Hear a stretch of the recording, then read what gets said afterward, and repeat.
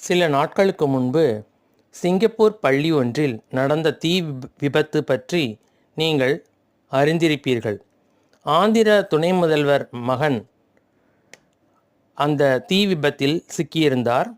அவரும் காப்பாற்றப்பட்டிருக்கிறார்.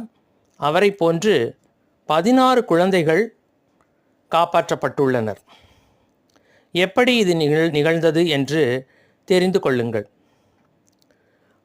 அந்த பள்ளியில் தீ விபத்து ஏற்பட்டிருக்கும் பொழுது அருகே கட்டிடப் பணியில் இருந்த இந்திய தொழிலாளர்கள் ஒரு 10 பேர் சேர்ந்து அந்த குழந்தைங்களை தீயணைப்புத்துறை வருவதற்குள் காப்பாற்றி விட்டனர். எவ்வளவு ஒரு மனிதநேயமிக்க செயல்! அதாவது தனது உயிரையும் பொருட்படுத்தாமல் அந்த குழந்தைகளை 6வது மாடின்னு நினைக்கிறேன், அந்த மாடியிலிருந்து அந்த குழந்தைங்களை காப்பாற்றிருக்காங்க. இதற்காக சிங்கப்பூர் அரசாங்கம் ஃப்ரெண்ட்ஸ் ஆஃப் ஏசிஇ என்ற விருதை அறிவித்து அந்த இளஞ்சிங்கங்களை பாராட்டி கௌரவித்திருக்கிறார்கள்.